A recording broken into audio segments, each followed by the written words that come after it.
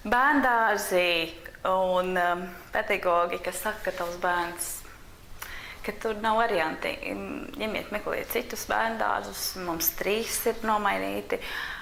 Skolotāji nestrādā ar viņu, tāpēc, ka viņš negrib strādāt.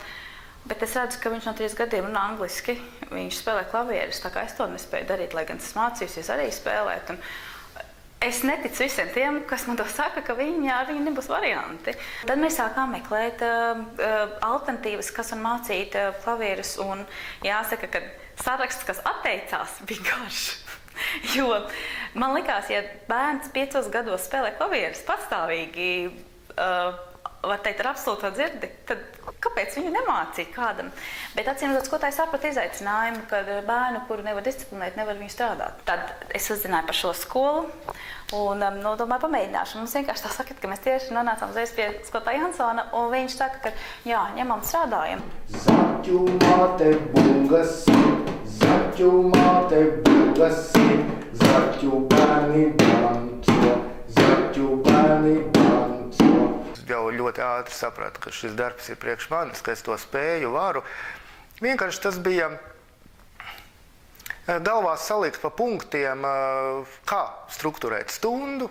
Tādas tehniskas dabas jautājumi vairāk, jo šī cilvēciskā gatavība man bija. Vēl mēs tālu pašā.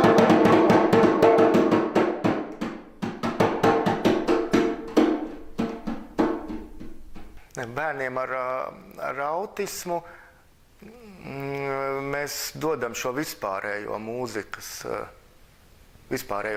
stundu, kur ir darbs ar ritmu, uzmanības koncentrēšanu, attīstošie instrumenti. Pārsvarā mēs neizvēlamies vienu konkrētu instrumentu, ko mācīt, jo ir svarīga tāda vispārīga muzikāla attīstība. Autisma gadījumā, protams, tā ir ļoti svarīga šī sakārtotība, šī kārtība, lai ir pazīstama telpa, pazīstama vide, konkrētais laiks. Arī ar vienu autistu puiku man ir nodarbība ļoti, viss tiek pierakstīts, ko mēs kad darīsim. Šajā brīdī dziedam, šajā brīdī, stunda ir ļoti tāda pa punktiem, kas arī ļoti palīdz. Mūsu darba atšķirībā no parastās mūzikas skolotāja darba ir šis uzsvars uz to, ka pēc viņa spējām, nevis pēc skolotāja prasībām.